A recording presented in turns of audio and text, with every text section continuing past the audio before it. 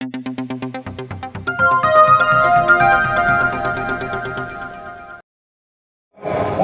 आहे, रिपब्लिकन सेना, हे उमेदवार तुमच्या हक्काचे आहे.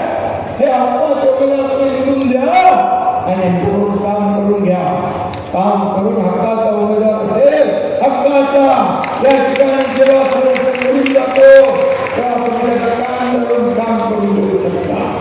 आणि म्हणून मी आपल्याला विनंती करतो, येत्या 7 तारखेला त्या धाराशिव जिल्हा परिषदेवर महायुतीचा भगवा फडकवायचा असेल तर या सर्व लोकांना आपण निवडून देणार असे विनंती आपल्याला करतो.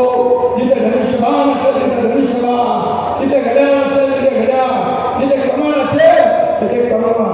अधिकृत उमेदवार जे आहे त्या अधिकृत उमेदवारांच्याच पाठीशी बंडलबाज लोकांच्या मागे राहू.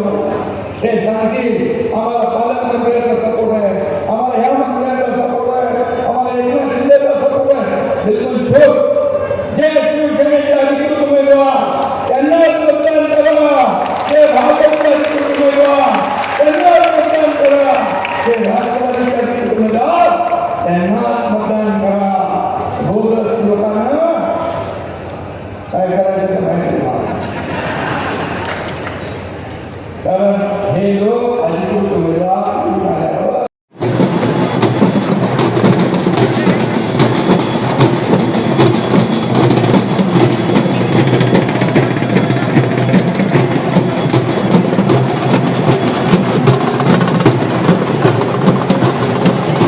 नमस्कार मित्रांनो, आपण पाहत आहात लोहारा टाइम्स.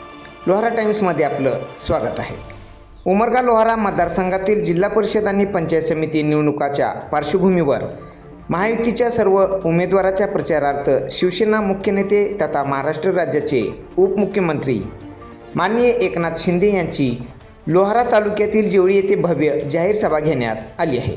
या सभेत बोलताना उपमुख्यमंत्री एकनाथ शिंदे काय सांगतात ते आपण पाहू शकता लोहारा टाइम्सवर. या प्रसंगी जिल्ह्याचे पालकमंत्री तथा राज्याचे परिवहन मंत्री प्रताप सरनाईक, संपर्क प्रमुख राजन साळवी, माजी खासदार प्राध्यापक रवींद्र गायकवाड, शिवसेना उपनेते तथा माजी आमदार ज्ञानराज चौगुले, राष्ट्रवादी काँग्रेस पार्टी अजित पवार गटाचे प्रदेश सचिव सुरेश बिराजदार, भगवान देवकाते, सूरज साळुंके, अजित पिंगळे, जितेंद्र शिंदे उमरगा, नगराध्यक्ष किरण गायकवाड, लोहारा नगराध्यक्ष वैशाली खराडे, शिवसेना जिल्हाप्रमुख मोहन पनुरे, सुनील साळुंके, राष्ट्रवादी काँग्रेस पक्षाचे तसेच योगेश केदार, युवा सेना मराठवाडा निरीक्षक आकांक्षा चौगुले, बळीराम सुरोशे, जगन पाटील, अमीन सुंबेकर, युवा सेनेचे आनंद पाटील यांच्यासह उमरगा व लोहारा तालुक्यातील जिल्हा परिषद गट व गणातील तसेच महायुतीचे स्थानिक नेते, कार्यकर्ते आणि नागरिकांची मोठ्या प्रमाणावर उपस्थिती होती. या जाहीर सभेचे दृश्य आपण पाहू शकता लोहारा टाइम्सवर.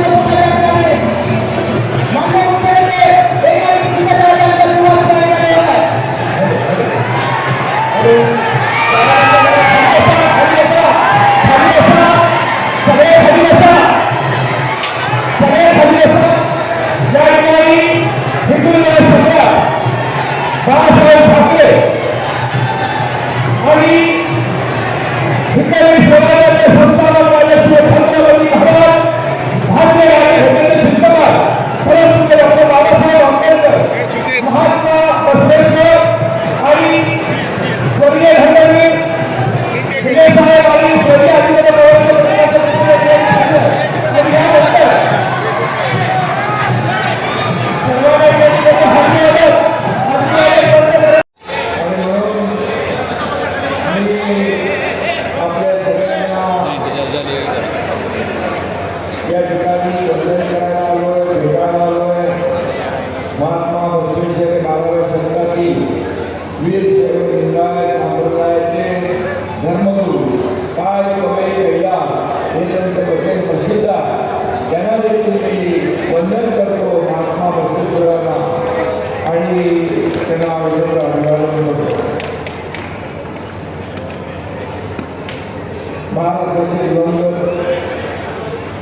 उपमुख्यमंत्री आमचे सरकार अजितदादा पवार यांना देखील भावपूर्ण श्रद्धांजली अर्पण करतो. अतिशय दुःखद घटना या महाराष्ट्रामध्ये त्यांच्या जाण्याने घडलेली आहे आणि एकीकडे दुःखाचं सावट आहे आणि अशा परिस्थितीमध्ये अत्यंत कठीण काळात निवडणुकाही आहे आणि या निवडणुकांचा प्रचार करण्याची वेळ आपल्यावर आलेली आहे आणि निवडणूक कार्यकर्त्यांची आहे आणि एकीकडे दुःख आहे, दुसरीकडे कार्यकर्त्यांच्या निवडणुका आहे आणि म्हणून मी आपल्याला आपण प्रचार अतिशय साधेपणाने करतो. कार्यकर्त्यांचा आग्रह, उमेदवारांचा आग्रह, आपल्या पदाधिकाऱ्यांचा आग्रह, आपल्या लाडक्या बहिणींना भेटायचं, त्यांच्याशी संवाद साधायचा, लाडक्या भावांना भेटायचं आणि त्याला विनंती करायची की येत्या 7 तारखेला आपल्या महायुतीच्या उमेदवारांना निवडून जिल्हा परिषदेवर पाठवा ही विनंती मी आपल्याला करायला आली आहे. आणि मला विश्वास आहे की येणाऱ्या निवडणुका त्या आपल्या प्रत्येक जिल्हा परिषद गट आणि पंचायत समिती गटाचं भवितव्य ठरवणार आहे. आपल्या उद्याच्या भविष्याचा फैसला करणाऱ्या निवडणुका त्याने ग्रामीण भागातल्या निवडणुका, जिल्हा परिषद, पंचायत समिती हे गावाची निगडीत अशा या निवडणुका आहेत आणि म्हणून लोकसभेच्या निवडणुका झाल्या, विधानसभेच्या निवडणुका झाल्या, मध्ये नगर परिषद निवडणुका झाल्या, महापालिकेच्या निवडणुका झाल्या आणि या सर्व निवडणुकांमध्ये माझ्या लाडक्या बहिणींनी चमत्कार घडवला आणि महायुतीला भरभरून मतदान केलं. माझ्या लाडक्या भावामध्ये सगळे पाठीशी उभे राहिले, माझे लाडके शेतकरी पाठीशी उभे राहिले आणि महायुतीला प्रचंड विजय मिळवून दिला. आणि म्हणून त्याची पुनरावृत्ती या निवडणुकांमध्ये देखील या जिल्हा परिषद आणि पंचायत समितीमध्ये नक्की होणार. हे चित्र द्या, हे चित्र मी पाहतोय की भर उन्हामध्ये एवढ्या मोठ्या संख्येने, हजारोच्या संख्येने महायुतीचे या ठिकाणी पदाधिकारी, कार्यकर्ते या ठिकाणी आमचे सर्व उमेदवार इथे थांबलेले आहेत, उमेदवार बसलेले आहेत आणि म्हणून हे उमेदवार कार्यकर्ते आहेत. हे कार्यकर्त्यांची निवडणूक आहे. इथं पालकमंत्री आहेत, इथं आमचे सर्व जिल्हा प्रमुख आहेत, संपर्क प्रमुख आहेत, आमचे राजन साळवी आहेत, सर्व पदाधिकारी महायुतीचे आहेत आणि ही निवडणूक जी आहे ही निवडणूक कार्यकर्त्यांची. हेच कार्यकर्ते आम्हाला निवडून देतात, नेत्यांना निवडून देतात, पुन्हा खासदार करतात, आमदार करतात, मंत्री करतात, मुख्यमंत्री करतात, उपमुख्यमंत्री करतात. आणि म्हणून मग जेव्हा यांच्या निवडणुका असतात कार्यकर्त्यांच्या, तेव्हा मात्र आम्ही सगळ्यांनी मिळून आमची स्वतःची निवडणूक समजून काम केलं पाहिजे, त्याला निवडून आणलं पाहिजे. आणि म्हणून मी मुख्यमंत्री होतो तेव्हाही कार्यकर्ता म्हणूनच काम केलेलं आहे. कालही कार्यकर्ता होतो, आजही कार्यकर्ता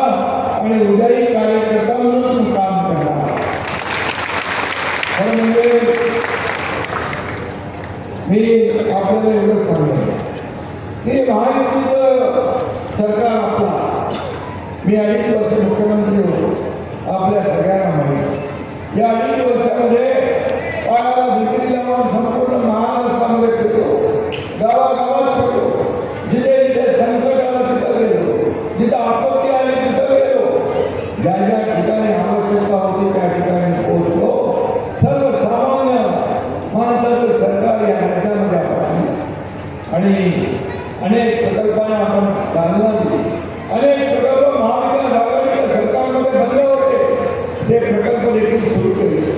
लोकांविरुद्ध कल्याणकारी योजना आपण केल्या, लाडकी बहीण योजना केली, लेक लाडकी लक्ष्मी योजना केली, एसटी मध्ये 50% सवलत देण्याचा निर्णय आपण घेतला. मुलींचं उच्च शिक्षण देखील आपण मोफत केलं. मला आठवत आहे, मी मुख्यमंत्री असताना रात्री 12:30 वाजता टीव्हीवर बातमी पाहिली, एका मुलीने आत्महत्या केली. का आत्महत्या केली? इंजिनिअरिंगचं शिक्षण घेत होती. वडील 50% फी सरकार भरत होतं, 50% फी पालकांनी भरायची होती. त्या मुलीला भीती वाटली की माझे पालक 50% फी भरू शकत नाही आणि त्या आत्महत्या करतील, म्हणून त्या मुलीने स्वतः आत्महत्या केली. अतिशय दुर्दैवी घटना आहे. मनाला वेदना लावणारी, मनाला चटका लावून जाणारी घटना मी टीव्हीवर पाहिल्यानंतर तुमच्या एकनाथ शिंदेने येणाऱ्या पहिल्या कॅबिनेटमध्ये 50% फी ते 100% फी माफ करून टाकली. मी म्हणालो सत्ता सरकार मुख्यमंत्री पद कशासाठी? जर आपल्या राज्यामध्ये एक मुलगी आत्महत्या करते, शिक्षणासाठी या राज्याचा सत्तेचा उपयोग करा. आणि म्हणून गोरगरिबांचं सर्वात सरकार जे आम्ही चालवतो, खऱ्या अर्थाने त्यावेळेस शेतकरी सन्मान योजना आपण केली. आदरणीय प्रधानमंत्री मोदीजीने 6,000 रुपये वर्षाला शेतकरी सन्मान योजनेमध्ये दिले. आपल्या राज्याने त्याच्यात आणखी 6,000 रुपये टाकले, 12,000 रुपये वर्षाला शेतकऱ्याला दिला. त्या ठिकाणी शेतकरी सन्मान योजना, पीक विमा योजना, त्याचबरोबर त्या ठिकाणी सततच्या पावसामुळे होणारे नुकसान या ठिकाणी आपण बोलू लागलो. आणि म्हणून शेतकरी आपला अन्नदाता, शेतकरी हा मायबाप आहे. आपल्या तिजोरीवर, सरकारच्या तिजोरीवर पहिला अधिकार शेतकऱ्याचा. आणि म्हणून शेतकरी हा आज माझ्या लाडक्या बहिणी काय, मी देखील गरिबी पाहिली आहे. मी शेतकरी कुटुंबातून आलोय, शेतकऱ्यांचा मुलगा आहे. मी देखील पूर्वीचे दिवस पाहिले, माझ्या आईची तसमत पाहिली आहे, पत्नीची काट कसर पाहिली आहे, कसा महिना भागवायचा अशी भ्रांत त्यांच्या डोळ्यामध्ये दिसत होती. हे मी पाहिले. आणि मी जेव्हा मुख्यमंत्री झालो तेव्हा मी ठरवलं की माझ्या माता भगिनींसाठी काहीतरी करायचं आणि तिथूनच मुख्यमंत्री माझी लाडकी योजना.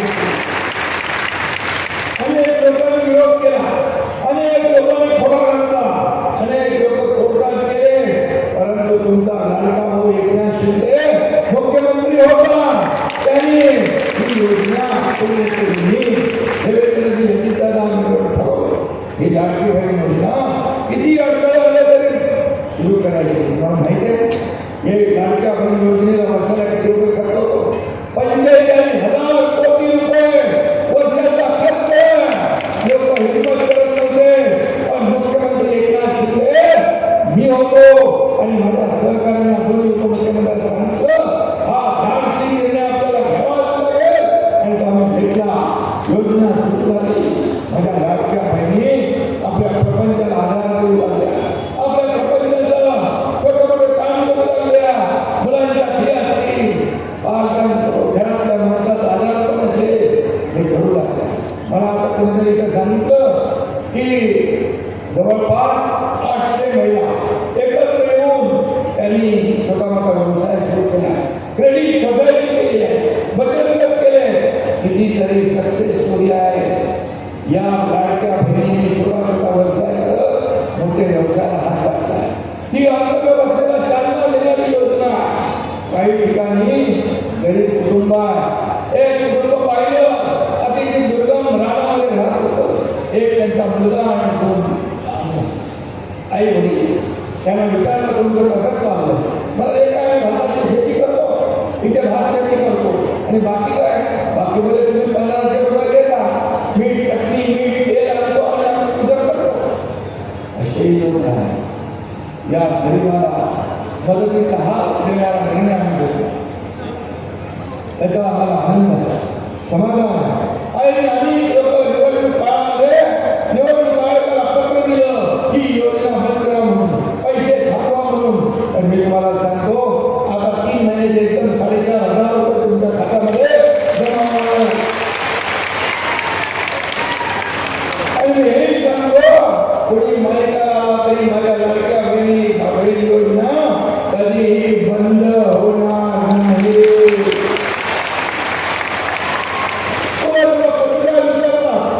तुम्ही 2100 रुपये म्हणाला वचननाम्यामध्ये, हा बोललो मी मुख्यमंत्री होतो, मी देवेंद्रजी अजितदादा आम्ही बोललोय, आम्ही ठरवलोय आणि म्हणालो योग्य वेळी तेही आम्ही देणार, योग्य वेळी जे बोलतोय तेही आम्ही करणार.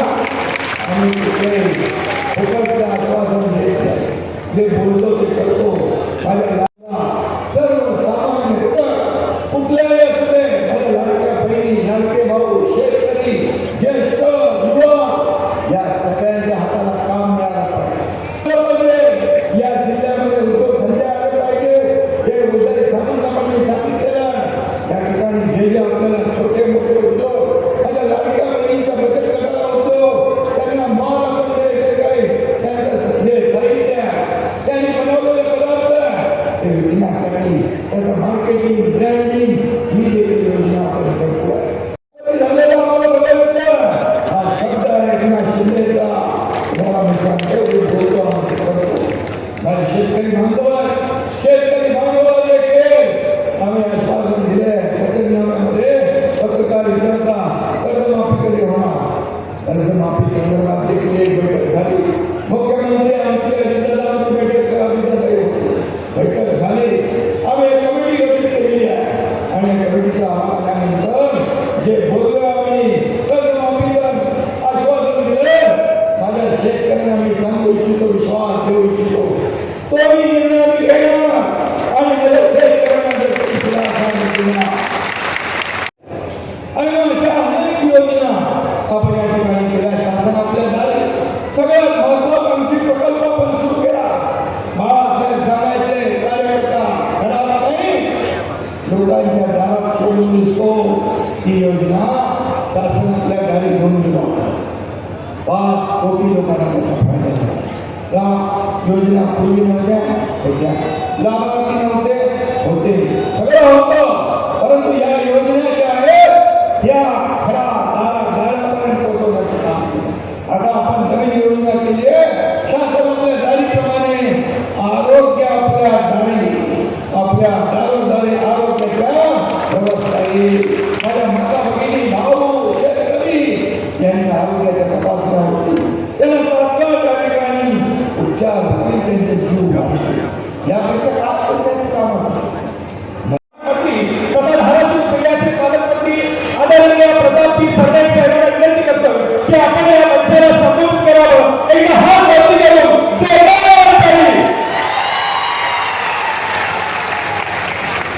सर्वप्रथम राष्ट्रवादी काँग्रेस पक्षाचे नेते व राज्याचे लोकप्रिय उपमुख्यमंत्री आदरणीय अजितदादा पवार यांच्या दुःखद निधनाबद्दल शोक व्यक्त करतो. उपस्थित आमच्या सर्वांचे लाडके नेते शिवसेना पक्षाचे मुख्य नेते आदरणीय एकनाथजी शिंदेसाहेब, संपर्कमंत्री अरविंद सावंत, माजी खासदार रमेशजी गायकवाड, शिवसेना उपनेते ज्ञानराज चौगुले, जितेंद्र शिंदे, ज्येष्ठ नेते भगवान वेंकटे, सुरेश गिरांकर, सुरेश गायकवाड, अमोल तावडी, आकाशवाणी चौगुले, योगेश केदार, मोहन चौगुले, सुरेश सावंते, दिलीप गौतम, नितीन लांगे, बळीराम सुरोसे, जगन्नाथ पाटील, शिवाजी शेंडे, वैशालीताई खराडे, सर्व मंचावर उपस्थित असलेले मान्यवर, आमच्या भारतीताई, महिला शिवसेनेच्या महिला संघटक महात्मा बसवेश्वर यांच्या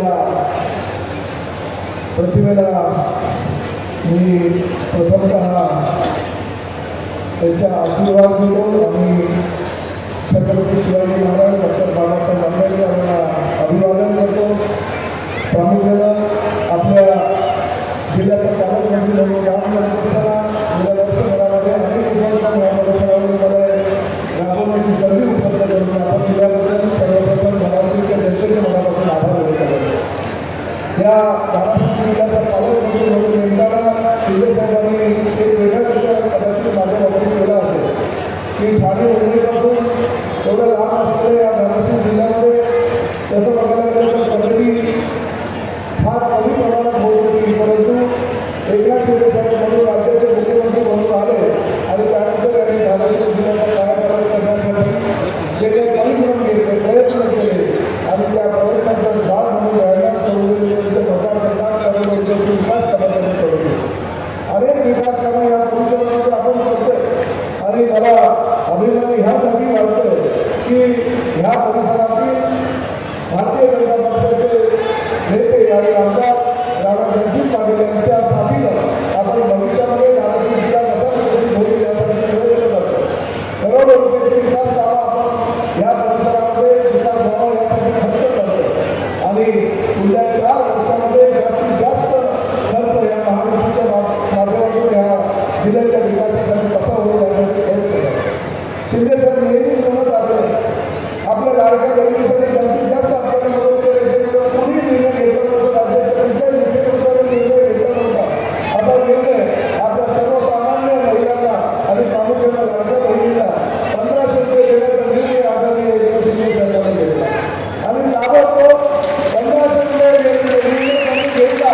आणि आज आपल्या महिला भगिनींची मागणी होते की नाही आम्हाला 2100 रुपये तरी मिळायला पाहिजे आणि शिंदे साहेब प्रत्येक भाषणामध्ये ते सांगतात की नाही लाडक्या बहिणींना आता 1500 रुपये दिलेले आहेत, भविष्यामध्ये 2100 रुपये सुद्धा मी कुठल्याही परिस्थितीत करील असा निर्णय घेऊन गेल्या एकमेव मुख्यमंत्री राज्याचा आहे त्याचं नाव एकनाथ शिंदे साहेब. अनेक विकास प्रकल्प सर आपल्या माध्यमातून या धाराशिव जिल्ह्यामध्ये आम्ही राबवतोय आणि त्यामुळे या धाराशिव जिल्ह्याच्या विकासासाठी शिवसेना, भारतीय जनता पक्ष आणि राष्ट्रवादीचे अनेक उमेदवार आपण जे उभे केलेले आहेत सर्व उमेदवार निवडून येण्याचं आव्हान या जिल्ह्याचे पालकमंत्री आपल्याला कल्पना आहे की शिवसेना आणि भारतीय जनता पक्षाची ही युती अभेद्य युती आदरणीय शिवसेनाकडून बाळासाहेब ठाकरे, अटल बिहारी वाजपेयी आणि त्याचबरोबर राजमाजी प्रमोद महाजन, एकनाथ शिंदे साहेबांनी ही युती केलेली आहे आणि ती पवित्र युती जतन करण्याचं काम एकनाथ शिंदे साहेब आपल्या माध्यमातून आपण करतात. आणि निश्चितपणे आपल्याला विषय 7 तारखेला मतदान आणि 9 तारखेला मतदानाची प्रक्रिया पार पडल्यानंतर जेव्हा रिझल्ट येईल पूर्ण धाराशिव जिल्हा हा भगवा झालेला असेल आणि धाराशिव जिल्ह्यामध्ये फक्त आणि फक्त शिवसेना, भारतीय जनता पक्ष आणि राष्ट्रवादीच्या युतीचे उमेदवार हे निवडून आलेले असतील असं मला अभिमान या ठिकाणी सांगतो. फक्त हिंदुस्थान दुसऱ्या कुठल्याही बदल पाहिजे दुसऱ्या बदलाला हात लावा त्या ठिकाणी शॉक लागेल असं आजपासून सांगायला सुरुवात करा आणि मागणीची जागा ह्या 10च्या 10 सीटांमध्ये सगळ्यात जास्त मतं निवडून आला असं आव्हान आपल्याला प्रसंगी येतो. तुम्हाला सगळ्यांना शुभेच्छा देतो.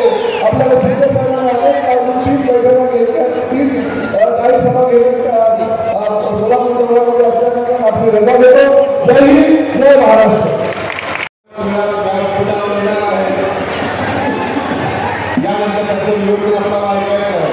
पण या भागातल्या एकंदरीत समस्याच्या पाठबळावर आपण काही प्रश्न माझ्या मनात अजूनही आपले आरोग्य झाले हे करण्यासाठी